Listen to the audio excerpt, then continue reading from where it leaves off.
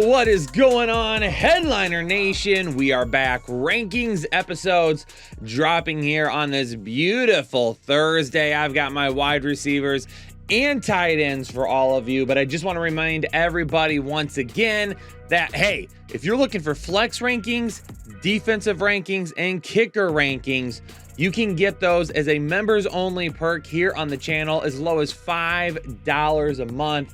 And then, hey, if you bump up, you can get access to our entire Discord and everything like that as well. Hey, maybe do a little excessive chub, and then you can get our ticketing system. And then if you have questions for Jake and myself, we'll answer those throughout the week, as many as you have. You can use that ticketing system in Discord and we'll answer all of those for you. But let's go ahead and hop into our wide receivers right away. Number one for me this week is going to be Tyreek Hill. The dude has 3 games of 10 or more receptions and 150 or more receiving yards. That's tied with the entire NFL. That's crazy. Absolutely crazy season for him. Oh, by the way, he's done it with Tua, which a lot of you didn't think could do it, and some backup quarterbacks. So congratulations on a huge season so far for Tyreek Hill. He's going to get the number 1 spot in my rankings this week.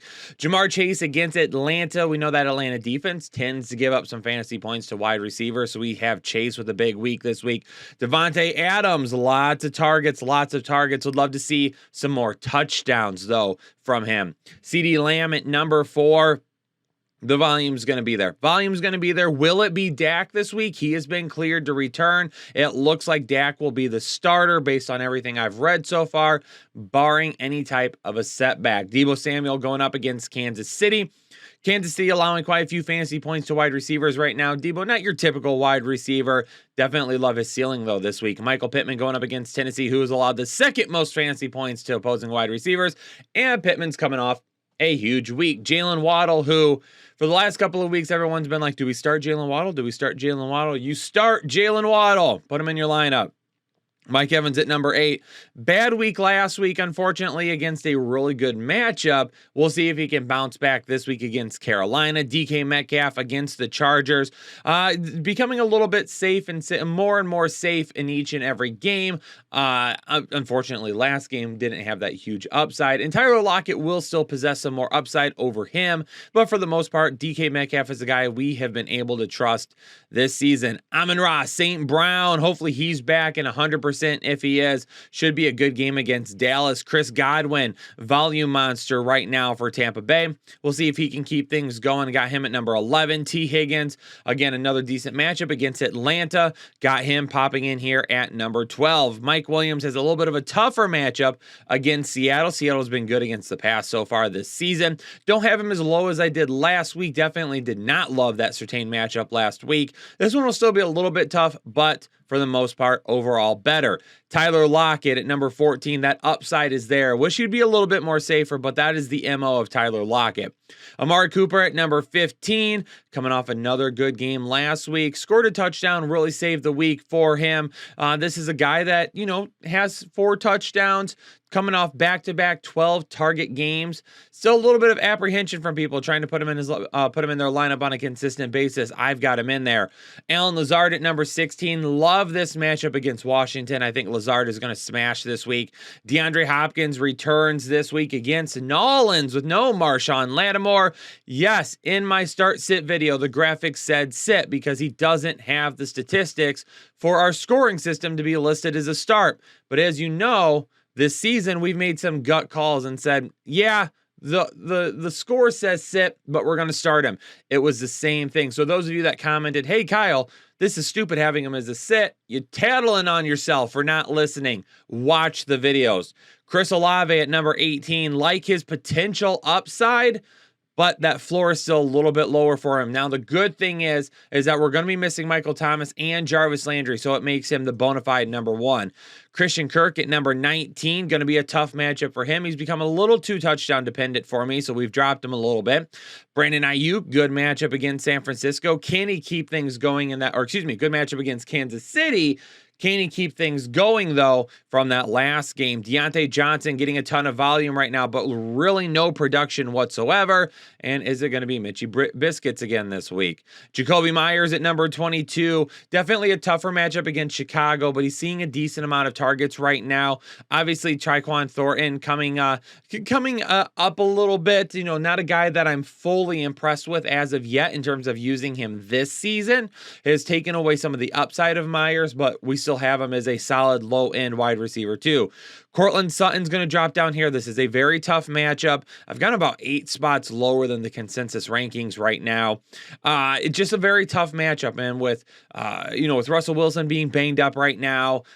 Offense just not functioning the way that we would like to. Yes, he's seeing a lot of volume, but it's just the production that's starting to scare me a little bit more. Same thing with Brandon Cooks, and this is a guy that looks like he could end up being traded. So we'll keep a very close eye on that. But for Brandon Cooks, this is another guy like a Deontay Johnson, like a Cortland Sutton. Tons of volume right now, just the production hasn't been there. Curtis Samuel at number 25 for me. I'm not off Curtis Samuel yet. I know a lot of you guys are very concerned about him, and this is the type of matchup that I like for Curtis Samuel, where he isn't going to see any type of cornerback one coverage. Jair Alexander will be on Terry McLaurin. That will give Curtis Samuel a little bit more leeway to find some open spaces in the defense. Romeo Doubs up against Washington. Another great matchup. I like Green Bay to bounce back this week. Rondale Moore gone Thursday Night Football. I know some people think Robbie Anderson's going to be the dude. Who knows? Maybe not this week. On a short week, just traded? Absolutely not. Give me some Rondale Moore this week. Alec Pierce going up against Tennessee. Doesn't have the type of sustaining volume that Michael Pittman does, but he's got a little bit bigger big play ability in my mind. So Alec Pierce finding the end zone on a potential big play touchdown, I think, is very much in play. Drake London against Cincinnati, very tough matchup. Drake London in an inconsistent passing game right now. Terry McLaurin, tough matchup against Jair Alexander, going up against Green Bay. We've got him a little bit lower. Juju Smith-Schuster, good bounce back performance last week, but can we continue it against one of the NFL's best defenses? Rashad Bateman, will he end up making it back this week? If he does, he is a high to mid-range wide receiver 3 for me. Jerry Jeudy coming in at number 33. Still seeing an okay amount of volume, but again, production hasn't really been there, and this is going to be a tough matchup. Who is going to see Sauce Gardner this week? Keenan Allen, I've got at number 34. If he plays, he's probably going to end up being a start for me, especially for those of you in 3 wide receiver leagues. For those of you in 2 wide receiver leagues, depending on your options, we'll probably try and find somebody else if you have good options. Wouldn't necessarily flex him, going to work him back in slowly. Robert Woods at number 34. Hey, Robert Woods, I mean, really the only guy that's even worth talking about in Tennessee. What does it matter, though? We'll see if anybody else pops up. I know that there's a lot of people that want Robert Woods to be a thing this year, and trust me, Bobby Trees is very near and dear to our heart here on the Fantasy Headliners. So we would love to see it too, but this is just a very inconsistent offense right now. Ryan Tannehill's been a little bit more on the inconsistent side. Will they get going against Indianapolis? George Pickens is going to round things out for me this week at number 36, going up against Miami. Pretty good matchup, but we'll see if Trubisky is looking his way or not. For some guys that are just missing out, I know I just mentioned a couple of wide receivers from Pittsburgh, very much lower on the rankings for me this week. Chase Claypool not making the top 36. Just got to remember that Pat Freiermuth is back this week. So some of those targets that they saw last week, probably going back to Patty F this week, especially that red zone look, that touchdown that Chase Claypool had there. Typically, if Pat Freiermuth is healthy, that's probably going to be his target. Michael Gallup is just missing out. Dak Prescott back this week. I like the potential for a big play touchdown out of Michael Gallup. Darnell Mooney starting to see a little bit of an increase in the volume, but still a very inconsistent passing game and not loving the matchup this week. Garrett Wilson, if I had to pick any New York wide receiver, it would still end up being him for right now, but this is a very inconsistent offense that just isn't throwing the ball as much as maybe some people had thought prior to the season. Zay Jones, target monster right now, tough matchup. Wan'Dale Robinson got that touchdown last week in his first game. We'll see how his contribution to the offense continues to evolve over the coming weeks. Tyquan Thornton, I mentioned him earlier in the video, still not 100% bought into him. Probably not going to be starting him this week, but it does look like the way that they're trying to use him could make him a guy that we get in here on a weekly basis moving forward if it continues. Now, he's very touchdown dependent though right now. And then Traquan Smith, I mentioned it in the start sit video. If you're in a deep league, if you're desperate for somebody to start at wide receiver for you, this could be a guy that finds the end zone on Thursday Night Football. For the tight end position, Travis Kelce, Mark Andrews, boom, bang, bang, boom, right at the top, 1 and 2. Zach Ertz is going to be at number 3. Again, losing Marquise Brown really solidifies the role for Zach Ertz going forward. George Kittle at number 4 finally saw that bounce back performance. I like what we could see against Kansas City. David Njoku at number 5 has really entered into that realm of being just outside the top elite options. Pat Freiermuth going to be healthy and ready to go this week. I love what he could potentially do, especially finding the end zone. Kyle Pitts at number 7. He scored last week. That was really all he did, though. Continues to be a low-end tight end 1 for me. Hayden Hurst at number 8. Oh, man. Hayden Hurst is a guy I go back and forth on. Because of the matchup, I leave him inside the top 10 here, but he's probably one of the most volatile top 10 tight ends for me, especially right there with kind of Kyle Pitts. Gerald Everett, kind of the same thing right now. We definitely see kind of a bounce back performance so far from hopefully Keenan Allen coming up. That could change things. We're seeing Donald Parham get introduced back into the rotation a little bit more. So that drops Gerald Everett. TJ Hawkinson has a very tough matchup this week. Amon-Ra is going to be back. DeAndre Swift is going to be back. Josh Reynolds is helping out on offense. That's got TJ Hawkinson a lot lower for me.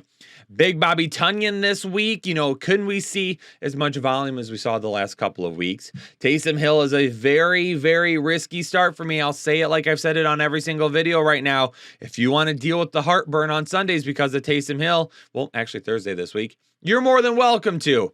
I don't. I'm not going to start him. I'll find a safer tight end option. He's either going to have a ceiling of 30 or he's going to have a floor of 2. Darren Waller at number 13 sat out practice the last couple of days, so I don't even know if he's going to play yet this week. That's why I've got him a lot lower here. Evan Ingram, seeing a good amount of targets coming his way right now. It feels like we're trying to get him going, just not really seeing it quite yet. Dalton Schultz at number 15 with Dak back this week. This could be, a very good thing for those of you that have continued to hold on for him. I just got him a little bit lower. Again, does that knee have him a little slowed up right now? And we'll see if him and Dak can get connected right away. Daniel Bellinger at number 16. Kind of touchdown dependent right now, so we're kind of hoping for that touchdown with him. Juwan Johnson, because again, we've got 2 guys, Jarvis Landry, Michael Thomas missing. Definitely could be one of these games where we got to throw it a little bit more. Juwan Johnson enters into the fray of potential streamers this week.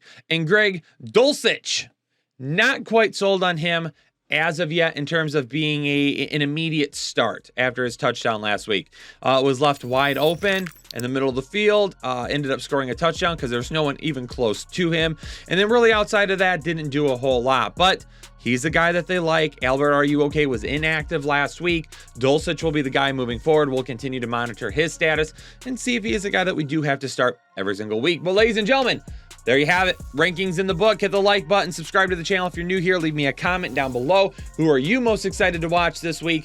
But I'm going to get out of here. Going to go get a couple members only videos around for all of you out there. Peace out. Stay safe and stay healthy. And I'll catch you all on the next episode of the Fantasy Headliners.